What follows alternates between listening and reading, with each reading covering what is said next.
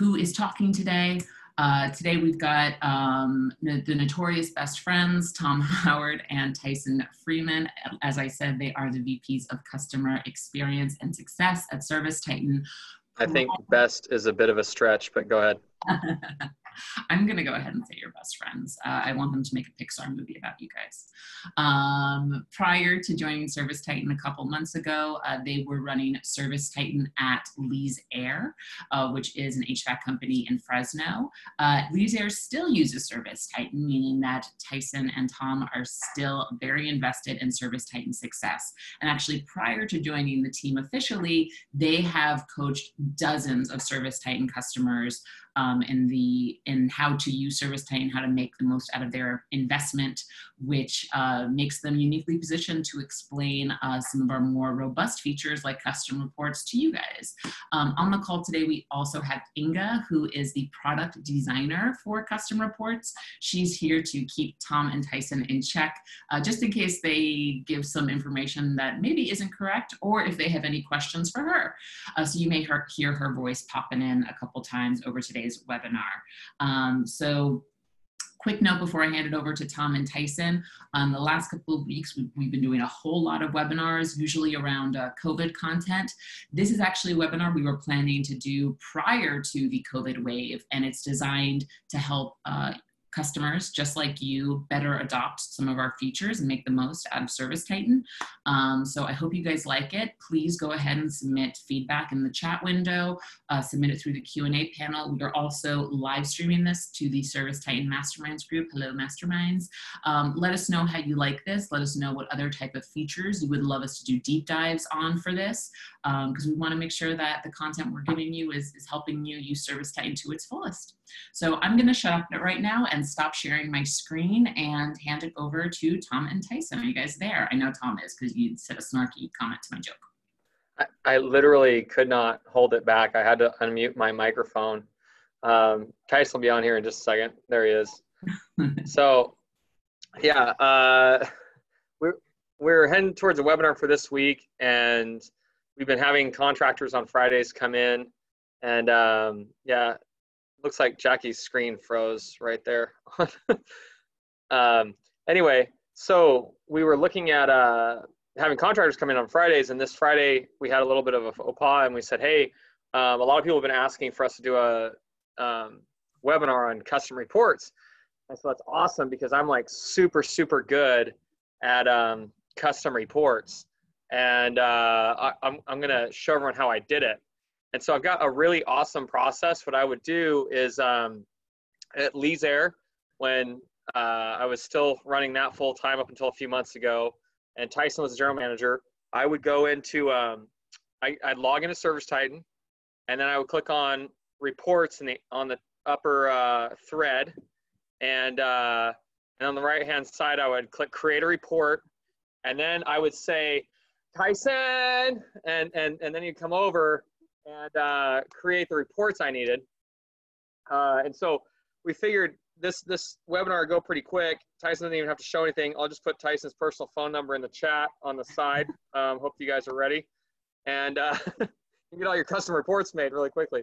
But anyway, we called Tyson, and he's going to help out with running a few of these. Thanks, Tom, for that. And also Inga. Inga is kind of my go-to at ServiceTitan when it comes to reports, and thanks, Jackie, for setting this up. So I want to preface this with setting some expectations. Reports is something that I absolutely love and could spend hours talking about, which is kind of nerdy. But we've got some we've got some people on the call that have never used custom reports, some that are advanced users. So I do want to try to address as much as possible in a short period of time. But also I want everyone to know, like, I'm that weird guy that stays up at night just playing with custom reports because I think it's fun. So I will lead with that. But without further ado, I know you guys came here to see some reports, so I'm going to share my screen. And all right, so what I have here is I've logged into the live Lee's Air tenant so that you guys can see actual reports and actual data. And what I want to do is go ahead and just jump right into it. In the very top ribbon, we have reports. And this is where we can build custom reports, access existing reports. There's the legacy reports, which were pre-built by ServiceTitan. But the thing I like about custom reports is I get to tell ServiceTitan what data I want to see, and the legacy reports are more of ServiceTitan telling us what data we want to see. And so when I have a specific metric that I want to track, or if I have a specific KPI that I want to keep track of daily, weekly, monthly, this is where I would go to create those different reports. And you'll notice, just quick housekeeping, we've got the home on the left-hand side, all reports and scheduled reports. The home is where I can bookmark reports for quick review, and then all reports is where I can view any of the reports that have been created that I have access to. So you may see I've got a couple hundred just because I've spent way too much time playing with these. But today I'm going to show you a couple common reports. I'm going to show you some tips and tricks, and then we'll spend a lot of time on the Q&A side of things. So just to point out, guys, this is my real account at Lee's Air. Well, this is Tyson's login. I'm wondering why he still has a login to that, but okay. But yeah, this is our live account. Don't worry, I'm not a managed tech anymore. So one thing I do want to recommend is when creating a new report, we come to this screen. These are called templates or data sets. And within each of these data sets, we're going to have different metrics that apply to each one of them. So on job costing report, I'm going to have cost metrics. I'm going to have materials and equipment. On calls report, I'll have things like time of call, the call agent. So that's what each of these buckets are. Now, one thing that I like to do, and you might have seen on the previous screen, is instead of having to guess which report has all the different metrics, what I've done, this is a tip and trick that's worked for me. What I've done is created a report called business unit data set, campaign summary data set. So I can just go into it quickly and see which fields are available for that data set. So when I click on it, and this one, it says business unit data set, and I click on edit columns on the right-hand side, this is where it can show me all of the different KPIs that are available for this report. And so by default, it does have a few of them checked, but you can check as many or as few as you want. And another pro tip recommendation that I make is, instead of having a report with 20 or 30 different columns on it, I tend to like to have multiple reports with fewer columns on them. So if I could have a report with 5 columns on it for my HVAC business unit, and then maybe I have a separate report for my plumbing business unit, those are some things that I've found to help me. And when we get to dashboards, I can show you a little bit more why. So I see Tom is smirking up there. If you want to share anything, or if I'm missing anything, let me know. You're not missing anything. I just have sarcastic comments constantly. I'm trying to keep them to myself. I think he just gets really excited about reporting as well. So yeah, I get excited when we show profits, but go ahead. So here on my business unit data set, let's just run an example here. I've got the name, which will be the name of the business unit, how many jobs were completed during this period of time, how many of those were opportunities, and what was the completed revenue. And when I click run report for that period, so this happens to just be the last week, I'm going to see the different business units and their completed revenue. Now, in custom reports, anything with a line under it, I can click and drill into. And so this $7,000 for commercial repair, I click on it once and I click on it again. It will show me a subsection of that data, so I can actually see what numbers make up that number. This is a super important feature for me, because I want to make sure that my reports are reporting on the right information, and I want to be able to check that and spot check that as necessary. And so this allows me to go directly down to the job, and I can click on every single job to verify that it's the correct business unit, or I can verify that it was closed out properly or on the right date. Anything with a blue hyperlink, you can click on and it opens it up in a new tab for you and keeps your spot on that existing report.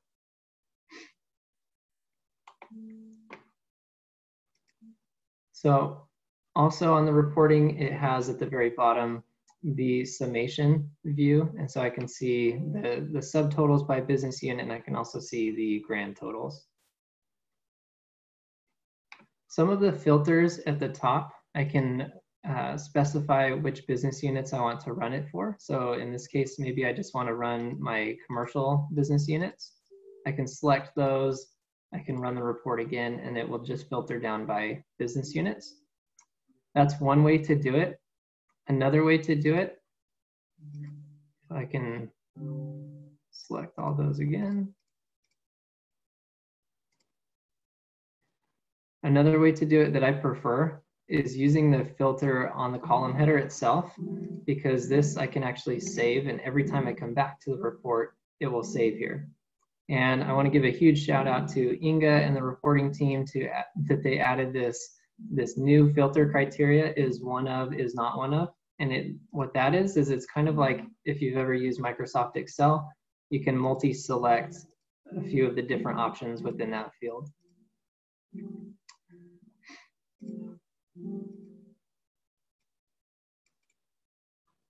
And then once I select filter, it will filter down that list according to my filters.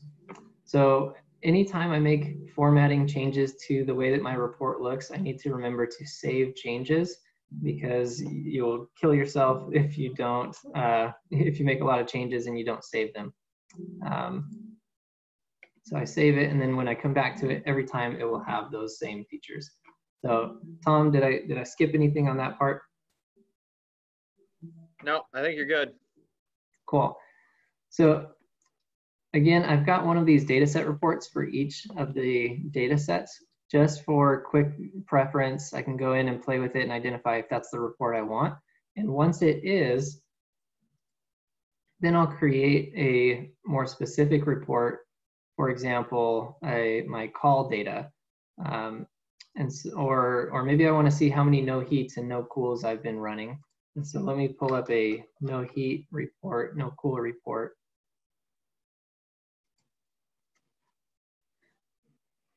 Hey, and Tyson, so for this one, go ahead. Oh, just while you're in there, we had a quick question. It says, how did you create the business unit data set report?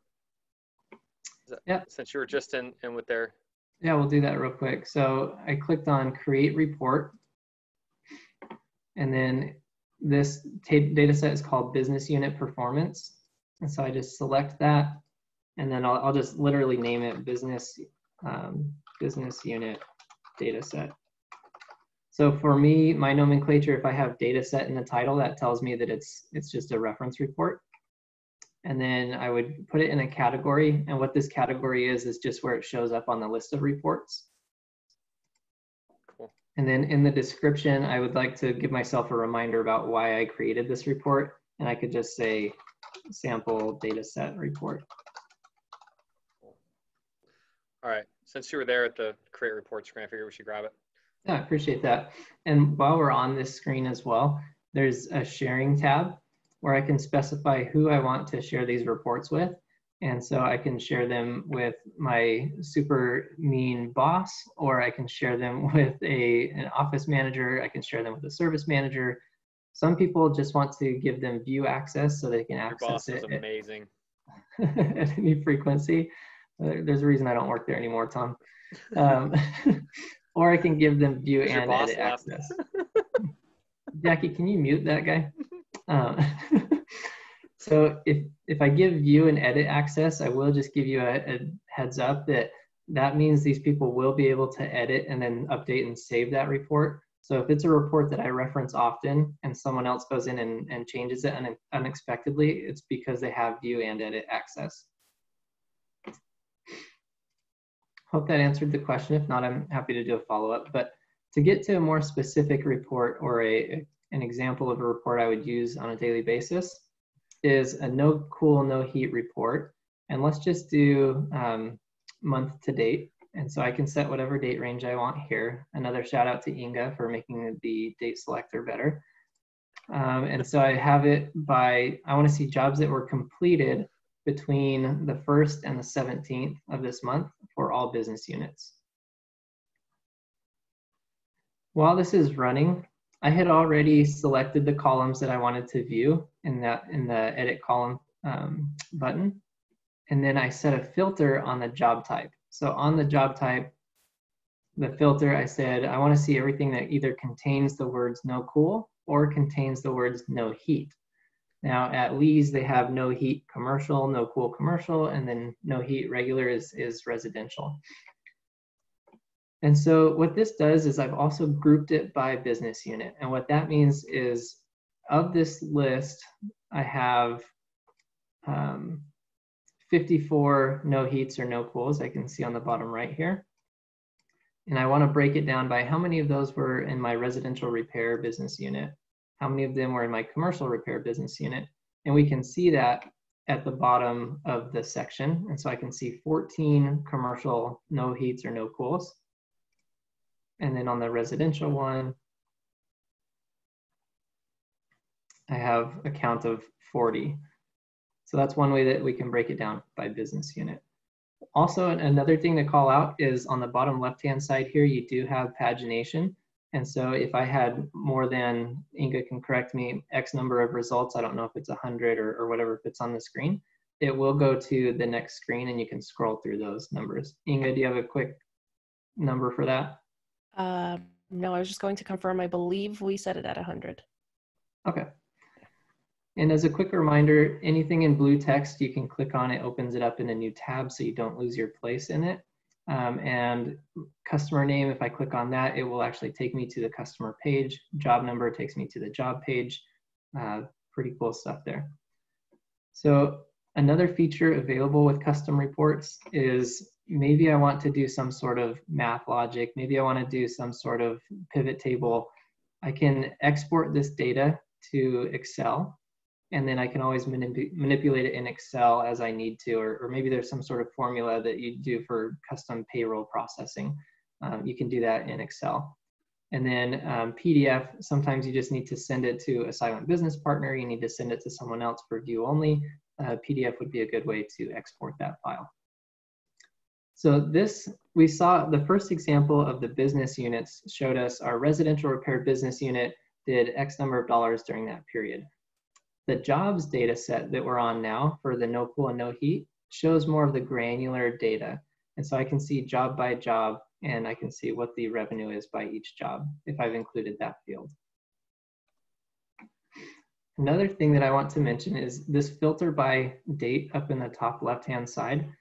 I can change this to be, I want to see anything that was created. So maybe I want to see how many no cools or no heats were scheduled during a certain period. Creation date would be the date that the CSR booked it. Or I might want to see how many do I have coming up in the future. So if I clicked on start date and I wanted to see today's the 17th, so let's just say from the 18th through the 30th, how many do I have coming up? And again, this is real data, so I'm not trying to hide anything. It looks like we have no heats or no cools coming up. Tom, you should probably fix that. But this would be a way to see future jobs. Oh, I'm sorry. It's because I have the status is not equal to canceled, and it's not equal to interesting. I guess Lee's Air might still be in business. I don't know. Let me remove the status and rerun the report. Yeah. No, you're still screwed. So,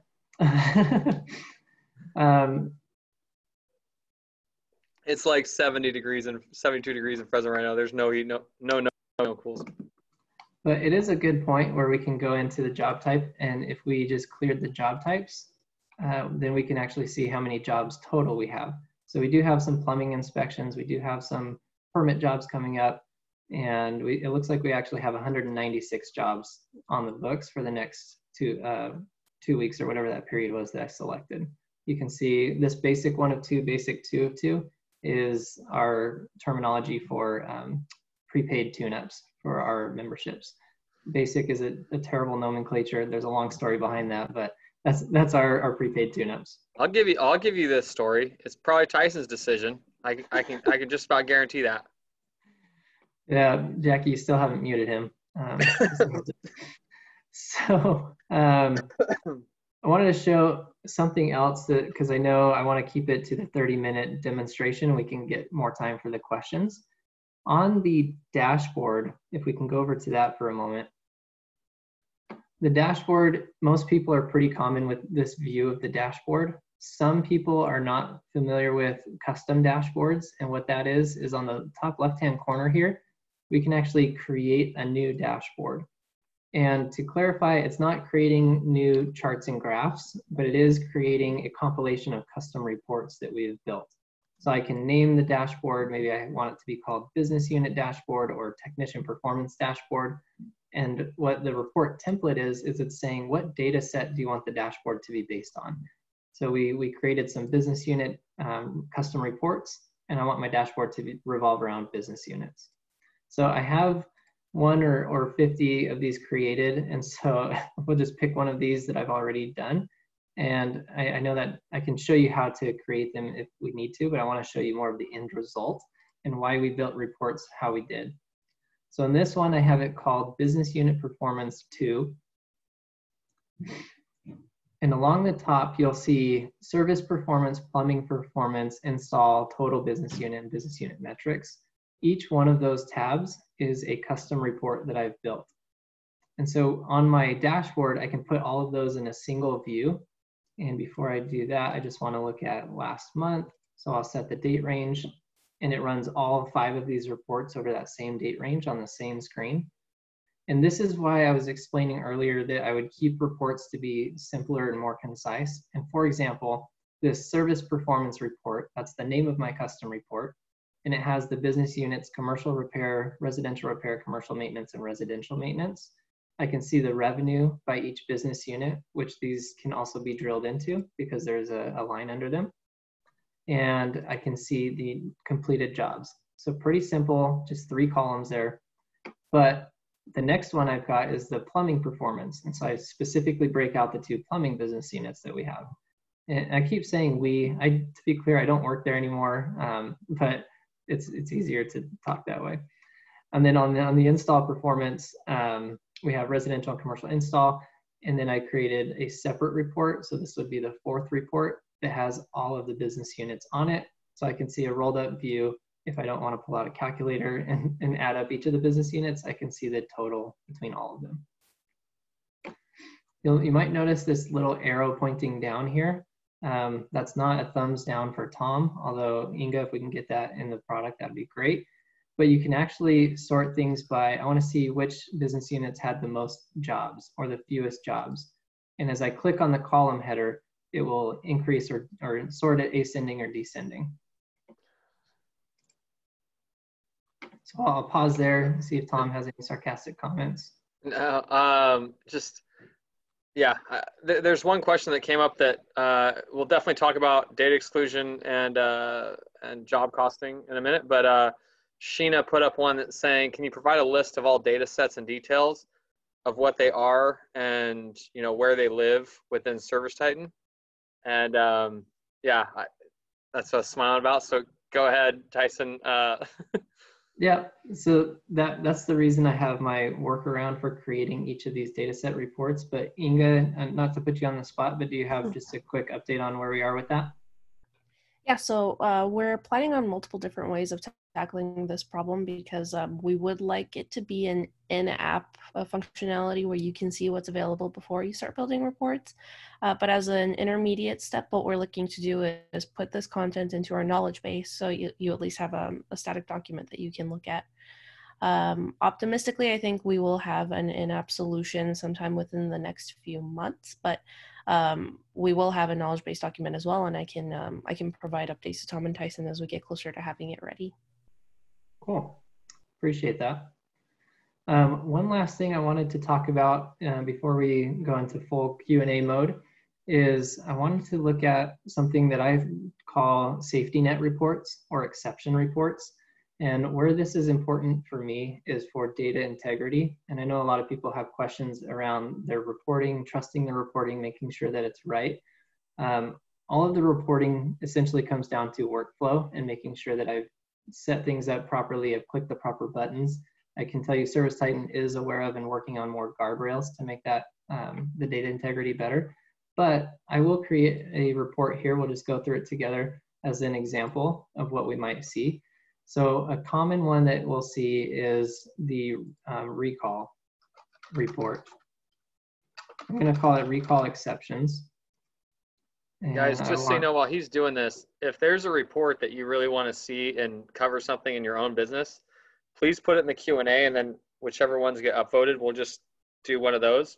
There's multiple times where they say, hey, I really want to see this in my business, you know, and we can basically go through it and build it. Cool. Thank you, Tom, for that. So what I want to do is I want to set up this report with conflicting filters to surface outliers.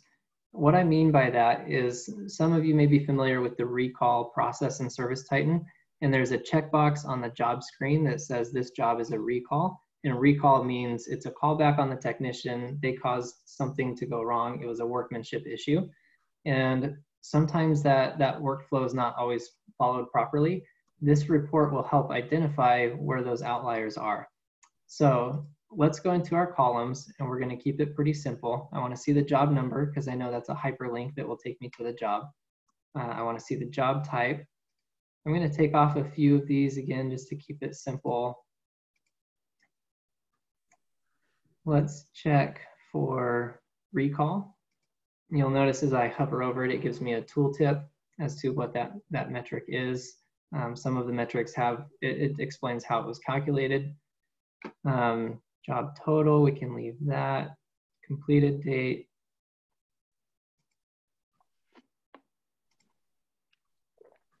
Bear with me here. Okay, and I think I got job type as well. Yep. So I will apply this so it'll change my column headers. And the conflicting filters will be, I want to see anything in my job, my job type that contains the word recall, because our job types are, they use the recall terminology. And I want to see anything where recall is not checked. So recall is false, but it says in the job type there's a recall. We're going to run this for, we'll say the last month. By completion date, and I'll run this report. In a perfect world, nothing would show up on this report. In this world, we can see there's a few real life examples there to the tune of 8 examples where the job type was considered a recall, but the recall box was not checked. Most of the time, what happens here is this was probably booked as a no cool or a no heat, and then the technician gets out there and realizes that we were just out there and there was an issue with it. And so they update the, when I say they, the CSR, the dispatcher, whomever, updates the job type, but does not update the recall selection. That's why the best practice on the workflow would be when booking a call for a customer, if we've been out there recently and your company can set the range, 14 days, 30 days, anytime we're going back, we assume that it's a recall. There is a process for booking it that way, which we can get into if we need to, but for now I'll just plant that seed. We should get in the process of assuming that it was our fault first and then changing it after the fact if we needed to. Also, some people can look at the totals. If I want to see any job type that had recall but the total was greater than 0, we might want to look into that. It's very possible to upsell things on a recall, but you can also catch those in a safety net report like this. So then I can save these changes. I could even schedule this report to be sent to me daily, weekly, monthly, and to catch those exceptions proactively. The nice thing about scheduling reports is I can set it and forget it. And so it just prompts me every morning, every day, every week, whatever I want. And I can look into those things and not have to remember to go run a report. Sweet.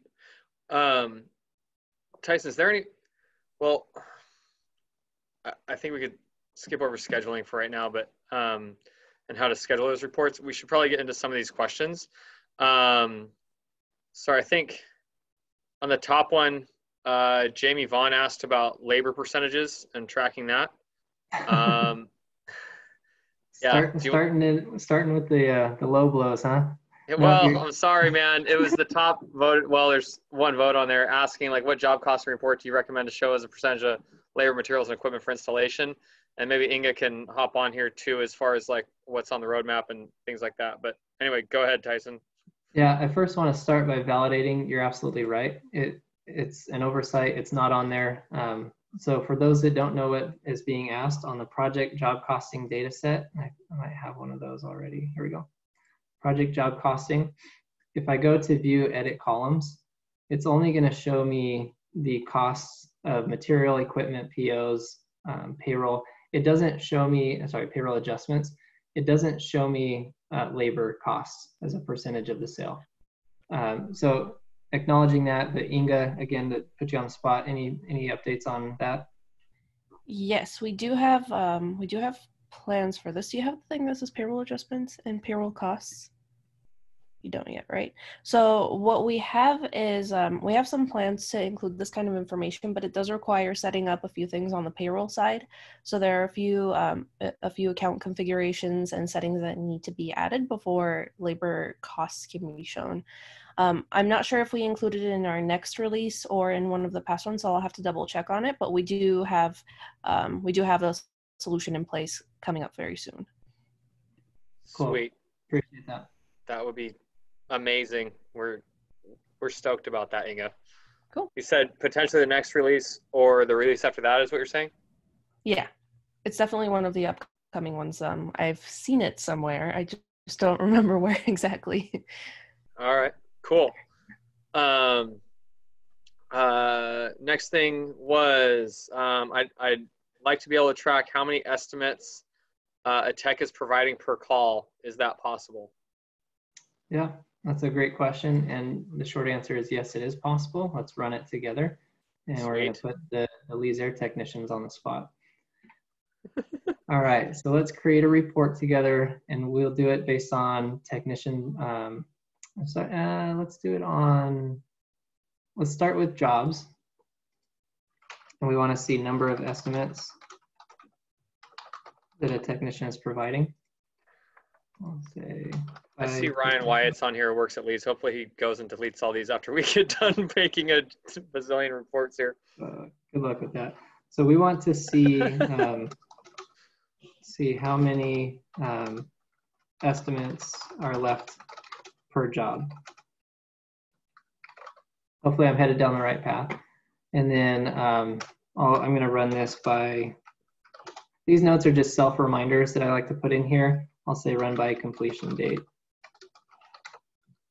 So if it's a future report, I would say run by start date.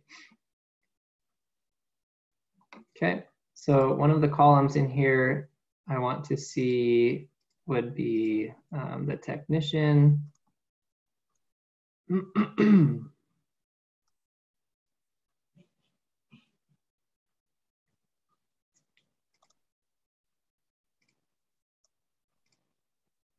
Tell me if I'm passing it. There it is. Assign technicians. You can also view the primary technician if you have more than one technician on there. And then estimates. So then when I click apply, all of those will be column headers. And we'll say month to date. Let's just, yeah, that's fine. And we will run the report.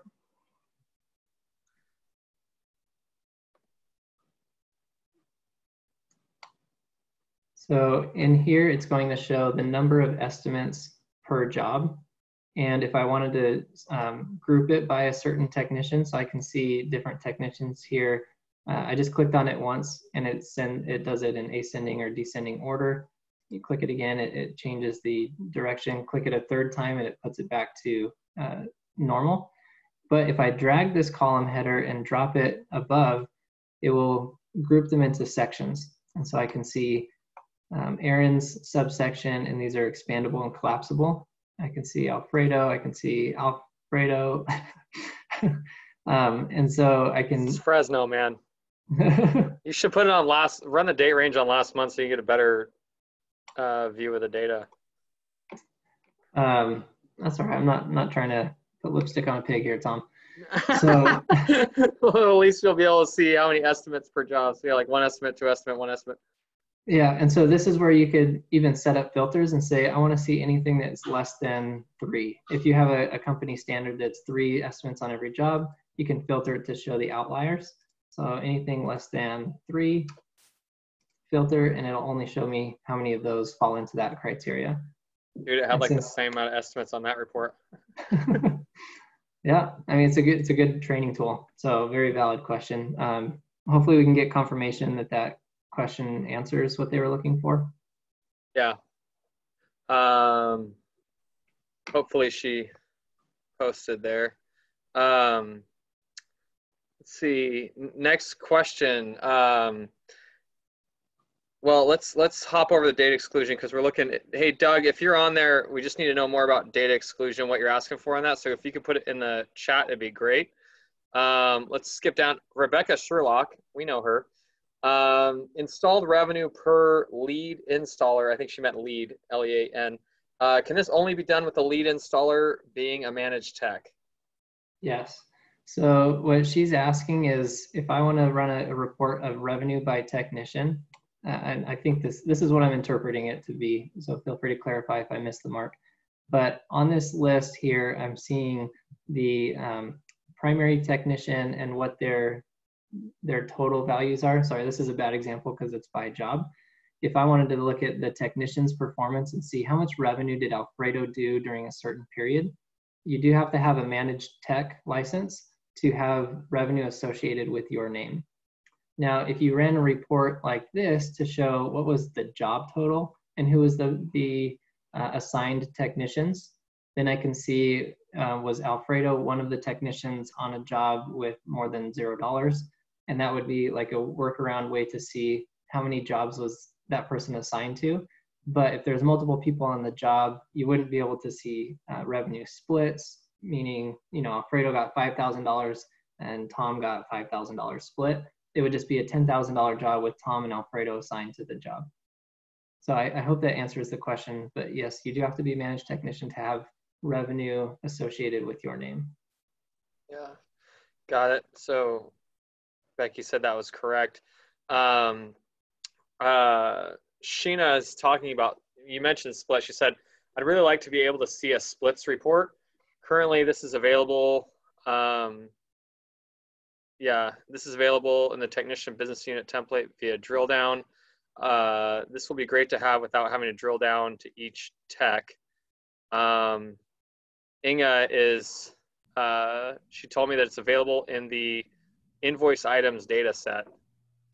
Invoice items by technician for that one specifically.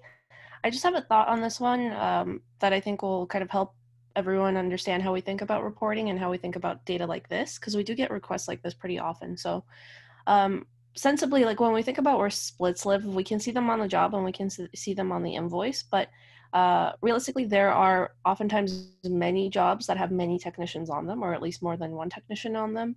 So if we start including a column like splits and making it a static column, and if we have a case where, let's say we have a job and we have a set of 5 technicians on a job and then we have a splits column, there isn't really an elegant or sensible way of showing those splits. And it gets even worse when we try to make that information go in that column in such a way that it can be filtered or it can be exported to Excel and not look crazy. So that's the reason why we haven't included it in any of the base invoice or invoice or job data sets, just because the data will look a little weird. But we haven't made it a firm no, like there isn't necessarily a reason not to go with it. So Tyson, as you're looking here, all the stuff that says split adjusted, all of that is everything that accounts for splits there. So this will give you a little bit more granular information that allows you to see how the revenue is being split among techs. But in terms of just being able to see a static field in a report, we don't have any plans for it currently, but everything we build in reporting is based on demand. So if you do want that in a very specific place, feel free to make the suggestion on any of our suggestion portals. And if it gets enough traction, we're happy to build it. Cool. I have a clarification from Doug's question, if you guys would like to hear it, unless you want to make a point on that last one. Tyson, are you good? Yeah, let's see what Doug has to say. Yeah, so it says, oh, go ahead, Jackie. Oh, so Doug asked, is data exclusion on the roadmap for ServiceTitan's reports? We currently use Marketing Pro to get those lists, but it would be really handy to have it natively in reporting. We asked him for a little bit more clarification on what he meant by exclusion. And he says, I mainly want to see customers who do not have a membership and do not have a job scheduled in the future 30 days or so. Cool. So let's try this. I'm going to head down the route I think that you're asking, Doug, and let's have some interactive commentary here. If I had a customer's data set, and I go to edit columns, this is me thinking out loud here. So I've got customer ID, customer name, and it was not a member. So I don't know if membership status, Inga, feel free to chime in if, oh, here we go, membership status. I want to add that as a field. And then do we have like next scheduled job? Is that an available field, Inga? I don't think so. No, next schedule. Completed jobs. So we can see if they had any jobs completed. Let's do jobs on hold. Let's see if this gets us close, Doug. When I add these columns here, the customer's data set is a little bit different because it will show, unless it's changed recently, Inga, it will show all customers until you filter down to certain criteria. Is that right, Inga? Yes. Okay. So if I wanted to see someone that is not a member, I would say, show me all customers where membership status is, let me run this just so I can get some data first.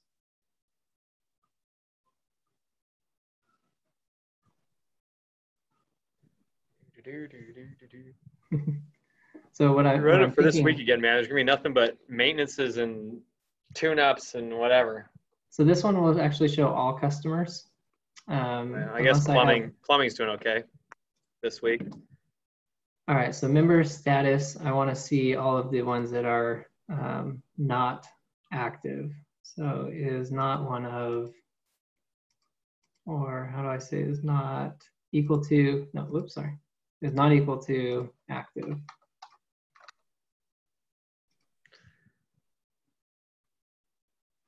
All right, so this shows me a list of all customers that are not active, and then I can say that do not have a completed job during this period of time, or jobs on hold.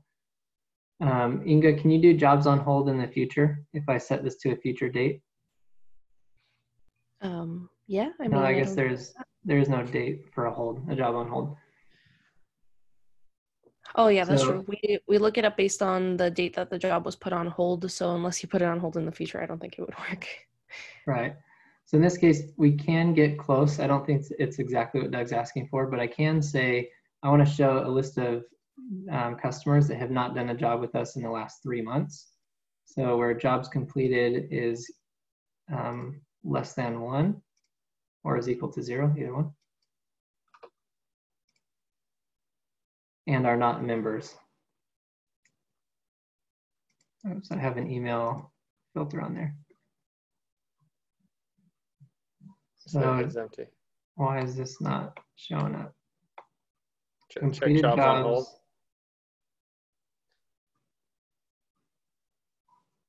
Let me clear this.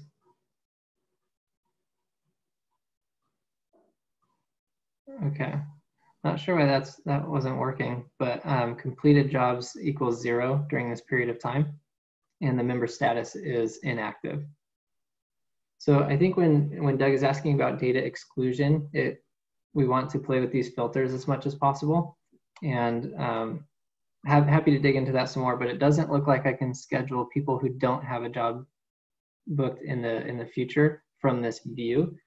I can probably use the jobs report to see. So it's getting a little bit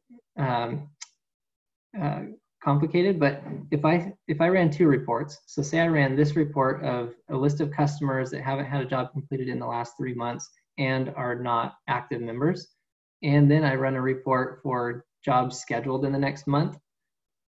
Sorry to bore you, Tom, but if I schedule a report. Listen, this is usually what I look like when you were making reports for me at my desk, so go ahead. If I run a report for jobs scheduled in the next month, that's going to show me a list of customers that I would want to exclude. And so then I would have to do, outside of ServiceTitan, unfortunately, like a VLOOKUP in Excel or something to exclude those from my current list. So definitely not ideal. You can get to the data, but I just want to be transparent about that. Okay. And Doug's asking also, is there stuff on the roadmap for this, Inga, right now? This is great timing because I was actually talking to another product manager who's going to be working on reporting about this specifically. And it's definitely open to be put on the roadmap. We don't necessarily have anything that conflicts with it. So if we can have more concrete information about what kind of reports we want to run, if they're identical to marketing or if there's something a little bit different, we can definitely look into it. Okay. Ben Robles asked, anything on the roadmap to be able to assign automatically based on hours worked or something like that? So this has come up in the past, but it didn't quite get enough traction from our users, so we haven't committed to building it. But if you can get an army to persuade me that this is something we should do, I'm happy to do it as well. Ben, Hold on. Put up on Masterminds. See how many people. Yeah. So Ben, can I confirm, are you asking to automatically assign splits based on time worked on the job? Yeah, it's Ben there. I think that's what he's looking at. He says yes. Okay. So without divulging too much information, I heard yesterday that there is something along those lines available in a beta. It's a pretty specific use case. And so Ben, I would say let's have you reach out to your success manager or any of us, and we can see if that fits the case that you're looking for. All right. Jamie Vaughn's asking, any suggested reports for follow-ups on unsold estimates? Yeah, that's a great question.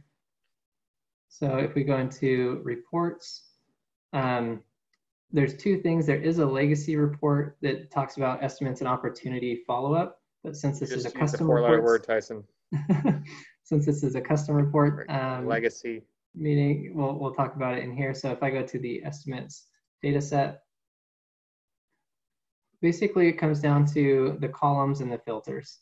And so if I wanted to see what the estimate status is or what the opportunity status is, the opportunity is just a group of estimates. And forgive me if I'm going too fast, but we can set, I want to see anything where the creation date was during a certain period, or if I have an upcoming follow-up date during a certain period. And then I can set the status is equal to, I think it would be open, or there might be other statuses. If we run the report without filters, sometimes it gives you a good idea of what content is available to review, but this will give me a list of open estimates, and each one of these records is a separate estimate. So there could be multiple estimates per job. Unless it's Lee Zara's case, then they only do one estimate per job. Just kidding. So yeah, this list you can kind of slice and dice. Tyson, how many companies have you owned? I was just wondering. Oh my gosh, Jackie, that mute button's not working. So hopefully, Jamie, that points you in the right direction to start playing with it. So Jamie, I think we got to hop on. Basically, you asked about labor earlier, and Inga actually found something while we were on this call. So Inga, could you chime in a little bit here on that? So we do have it available in Go, our live as of today. And the fields that we have are hourly pay as a percentage of sale, labor burden as a percentage of sale, and the combination. So hourly and burden as a percentage of sale. So both of those are available, but you have to have your account configured to make sure that those fields show up because we do have to store all of the pay information in the background in order to be able to calculate those things. So if you reach out to your success manager and ask about these fields, or at least ask about payroll persistence, they should be able to help you out. That is awesome. And I know Tom's going to take full credit for that. So thank you, Tom. 100%. I actually told her to go look it up. So yeah. That's awesome. Might as well give me a gold star for the day, Tyson. Hey, Tom, can you read the next question if there's one? Do I get 2 gold stars for that? Yeah, so can you guys make an Excel report that graphs office activities throughout the day so we can visually see how productive each CSR is, similar to the COVID sheet you guys sent out last month? Man, you're ringing my nerd bells here. So we won't get all the way through it on this call for the sake of time, but there is a new data set that was built around COVID called the Office Audit Trail data set. And so we can go into this report and you can there's a couple columns available. Let me just run it so we see there's different actions. You can see who's performing the action. And then if I export this to Excel, then I would be able to create charts and graphs from it because it does have date and it does have time information. Now, having it like auto feed and real-time update is not something that I'm smart enough to do. I don't know, that may be possible elsewhere, but at least I can run it and do like a data dump where I configure the Excel to show me the reports, and then once an hour, once a day, I can export the information from ServiceTitan, paste it into Excel, and update the charts. So that's something I would like love playing with, but for the sake of the time on this call, the short answer is yes, I think that would be possible. All right. That would be sweet. So the next one, so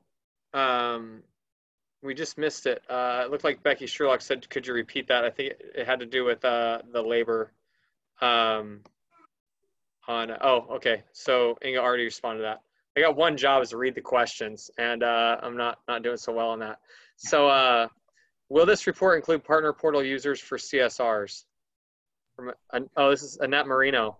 You actually. Oh, Annette, I love you so much. And Inga, can you answer this one for us? Yes, I absolutely can. So we do have plans to include this a little bit later. It didn't get included in the first iteration of it, but it will. It's in the plans for a couple of months from now, maybe a month from now. I'm honestly not sure what the release date is, but it's in our next release. Okay. I'll tell you guys, they got these names of releases at ServiceTitan that drive me nuts. I put it in yesterday to like change it, but they have names like nail and kebab and lamb and mouse. And I'm like, look guys, when is that coming out? Well, it's in the kebab release. I'm like, well, when is that? They're like, look up a chart and it's like a code, I swear. Engineers just love to make things complicated. They can't call it like April. Well, they move, they change, but if it makes you feel any better, I work on those releases and I don't know when they come out or what they're called either. we gotta smooth that out. I would be interested to see, I don't know if there's a way to like raise hands or for people to include like how many people are using the partner portal on this call to see where that applies. Yeah. And also I would love for Annette to get in touch with Inga or whoever is building that out to make sure that we're building it with the right data points. Yeah, could you put up a poll really quickly, and then whoever clicks on it saying yes, I'm using the partner portal, we could have that'll give us their email addresses. Can we do that, Jackie? Yeah, just give me 2 minutes. Okay, awesome. Tyson, could you go through really quick scheduling reports? Because I think we've gone through all the questions there. We want to make sure that people knew how to once they get their reports done, that they can schedule them to automatically get sent out to them. Yeah, so for example, let's use the Office Audit Trail data set, and I hope it's going to let me schedule it so I don't look dumb here. But if I wanted to see my Office user activity on a daily basis. If it lets you schedule it, you're still going to look dumb. Trust me. ServiceTitan can't fix that. That's not on the roadmap. It's coming out in the Zinger release. So on my list of reports here, you'll see a couple different things. You can see a ribbon at the top, which allows me to bookmark them. I forgot to mention that earlier. The calendar icon allows me to schedule it. And then I can also delete, edit, and duplicate these reports. Shout out to Inga, duplicate, or whoever built it. I'm just giving her credit because she's on this call. Oh, but yeah. If I duplicate the report, I can create similar reports and make minor modifications. But as far as scheduling goes, I'll click on the calendar. And there's 2 ways to schedule these reports. For right now, we'll go ahead and just pick the simple report. And I might want to call this my daily office activity. And then I can say if I want it as Excel, so I can copy and paste it into my charts and graphs thing that I built, or PDF if it's view only. Maybe I send it out to an office manager to review. And I want the date range in this case to be yesterday, since I'm sending it on a daily cadence. But there's also other pre-built options as far as maybe the previous week, so I can see weekly, so on and so forth. If I wanted to specify a specific employee to review, I can do it from that list. Otherwise, it will just default to all. Or if there's a specific action that I'm trying to track, I can select it there. On the next screen, I'll select who I want to receive that report. So I can select a business unit and it will send it to everyone assigned to that business unit. For example, if I have a residential repair report that I want sent out to all the residential repair technicians, I can select that business unit. Just real quick, she put up the poll. So if you're using the partner portal, please click yes. If no, just click no. It basically, if you have multiple tenants in ServiceTitan because you have like multiple locations, the partner portal can bring them together and oversee the multiple different locations. If you're using it, please click yes, and then we can have a list of the people that are using it that are on this that need guidance or assistance on the partner portal. Thanks for throwing that together, Jackie. No credit to Tom whatsoever. And then the last step is the cadence. And so in this case, I want it sent every 1 day at 5 a.m. And then I can also set it up to send it hourly, or I can add as many times as I want here. And then once I schedule this, it's going to automatically send it tomorrow at 5 a.m. and every day after that. You can also set it up to do, let me go in here to edit it. If I just want it on weekdays, maybe, I can go into the cadence and say every 1 week, and then select the days of the week that I want to receive it. So if I have a weekly meeting on Thursdays, maybe I want this to be sent Thursday morning or Wednesday evening. You can play with it that way. Cool. All right. Let's see. How do we, I think we answered Doug Jackson's question about exporting to Excel. We did, right, Tyson, about the Office users? Yeah. Okay. And how do we delete reports not needed that were built in error? Yep, so on this report screen where I can see all of the list of reports, either on home if it's a bookmarked report or all reports, then I can click on the 3 dots in the tile and delete that report. Awesome. If there's nothing else, it looks like we're going to actually finish this on time. It's 10:01. Well, not quite on time. We really appreciate this, guys. We will go ahead and send out the recording. Jackie, well, I guess you could close it up for us. Yes, totally. Thank you guys for joining today. I hope you found this helpful. We will be sending out an email with the recording to this, as well as the knowledge base article, which is your full guide as what custom reports is and all that good stuff. If you have requests for other types of webinars like this, please let us know in the ServiceTitan Masterminds group, which is our Facebook community, or just reply to the email that I'm sending out today. Let Tom and Tyson know. And I just wanted to take a moment to thank Inga for joining us today and accepting questions on the product live on the spot.